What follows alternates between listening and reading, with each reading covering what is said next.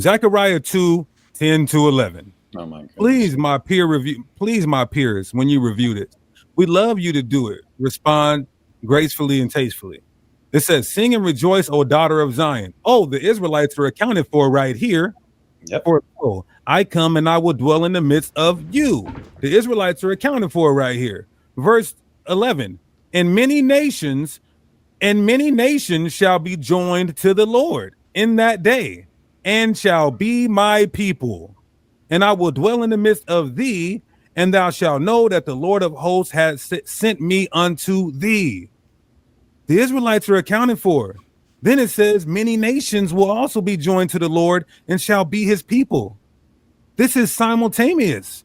This Yeah. doesn't happen 1,000 years after the kingdom. Wow. You understand?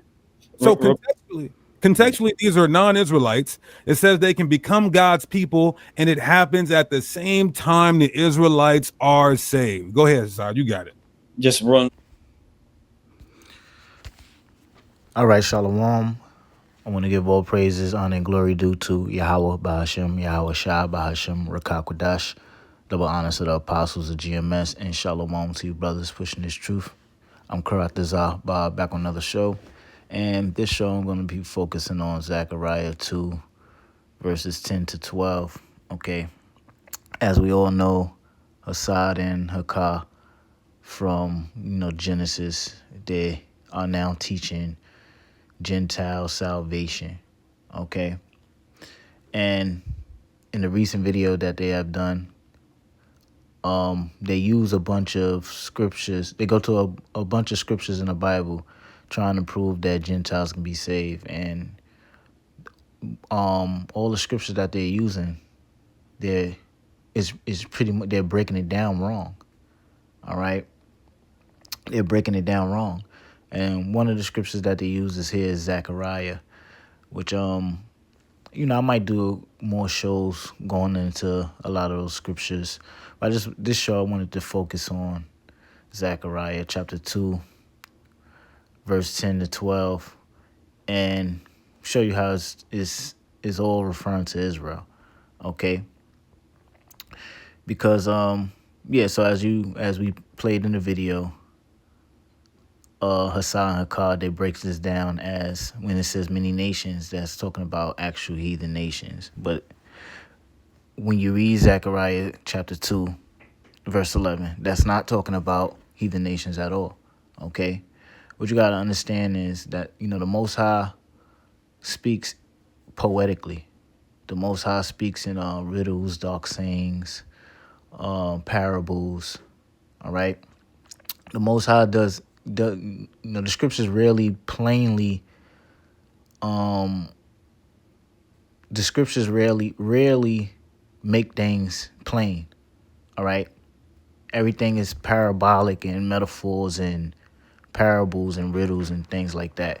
When you read Zechariah chapter 2, verses 10 to 12, this is poetic. All right, the Most High is poetically speaking about the deliverance of Israel. All right, and these three verses is part of Hebrew poetry, which obviously Hassad and Hakah and Hassad, they don't understand when the Bible is using poetry, okay, to refer to the Most High in Israel. So we're gonna read it. We're gonna read these three verses and break it down and get the understanding. So this is Zechariah chapter 2, verse 10. It says, "Sing and rejoice, O daughter of Zion, for lo, I come and will dwell in the midst of thee, saith the Lord." Right. So as we saw in the video, Hassan said this is where Israel is accounted for. Okay, and then when you jump to the next verse, it says, "And many nations shall be joined to the Lord in that day, and shall be my people." See, now this is where they say that these are heathen nations.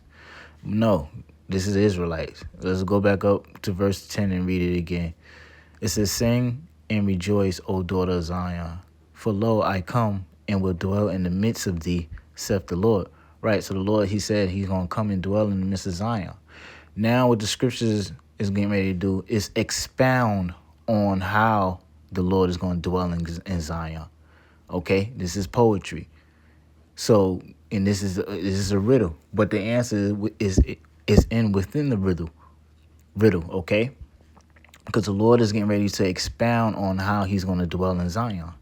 It says, and many nations shall be joined to the Lord in that day, and shall be my people.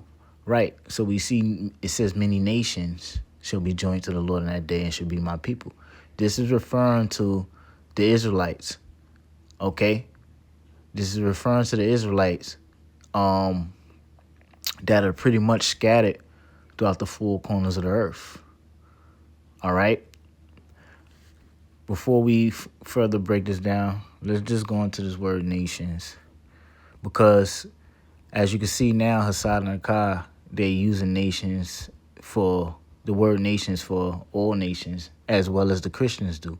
The Christians see anywhere they see nations, they try to refer to heathen nations.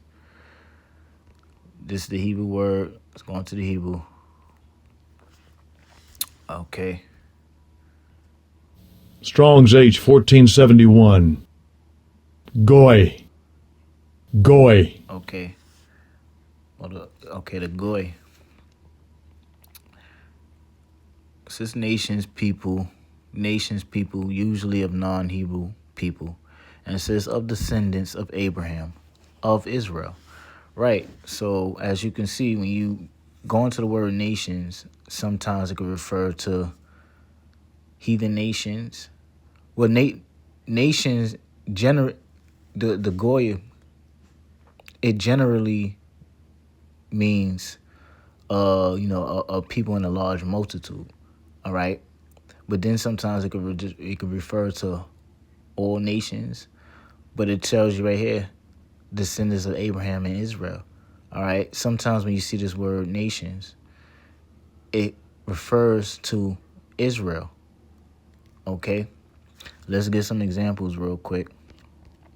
Let's scroll down. Let's go to Genesis. Let's go to Genesis 22 and 18. Let's go straight to the point. It's what the Lord told Abraham. And in thy seed shall all the nations of the earth be blessed, because thou hast obeyed my voice. Abraham he listened to the Lord to sacrifice. He was going to sacrifice Isaac, and it pleased the Lord. Okay, the Lord said, in thy seed shall all the nations of the earth be blessed. It says in thy seed, referring to his seed, the children, his children that was going to come out of him, which is referring to Abraham, Isaac, and Jacob, which was going to be the children of Israel. So it says, in thy seed shall all the nations be blessed. Okay, which is the same word we looked up. And it says of the descendants of Israel, or the descendants of Abraham or Israel. So obviously the nations is referring to his children. Real quick, let's go to Genesis 35 and 11. Let's see what the Most High told Jacob.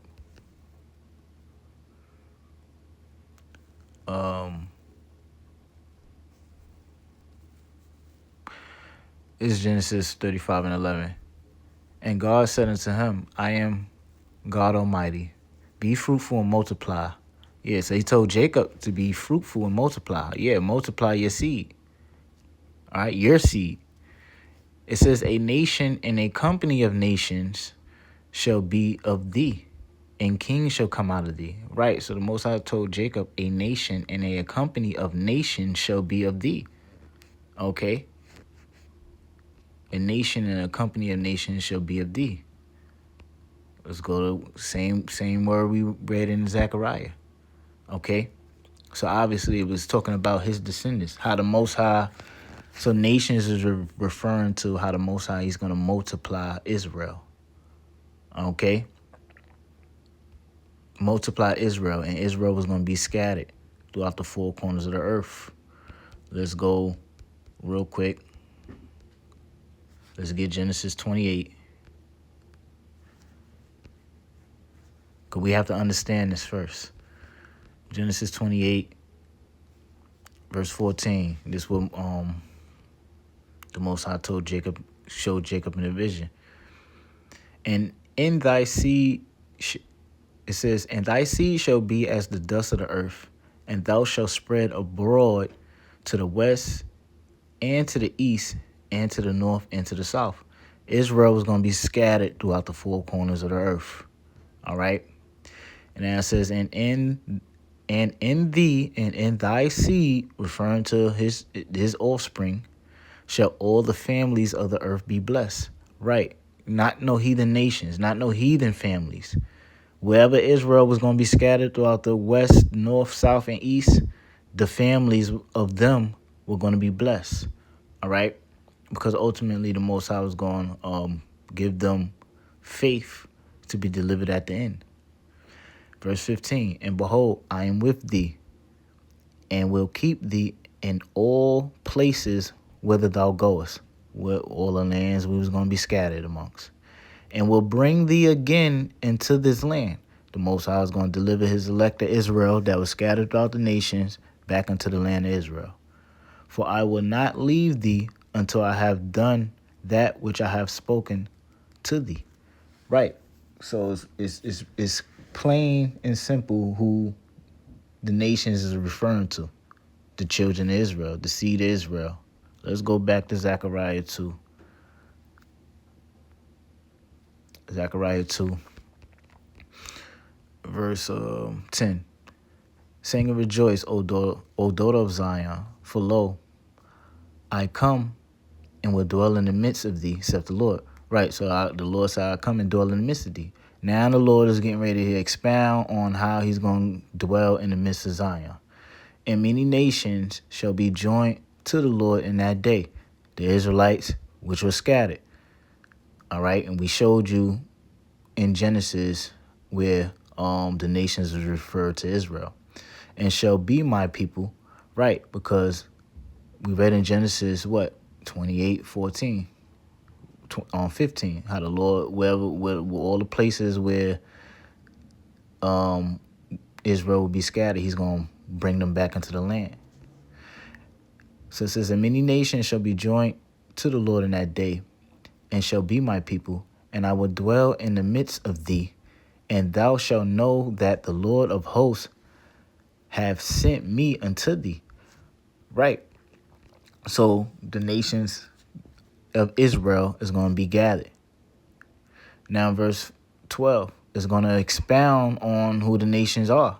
And the Lord shall inherit Judah, his portion in the Holy Land, and shall choose Jerusalem again. So this is how the Lord is going to inherit Judah and choose Jerusalem again. By the nations being joined unto him. The nations of who? The descendants of Abraham, the descendants of Israel. Okay?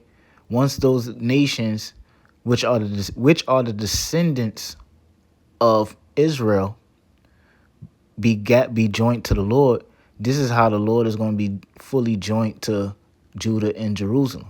Okay?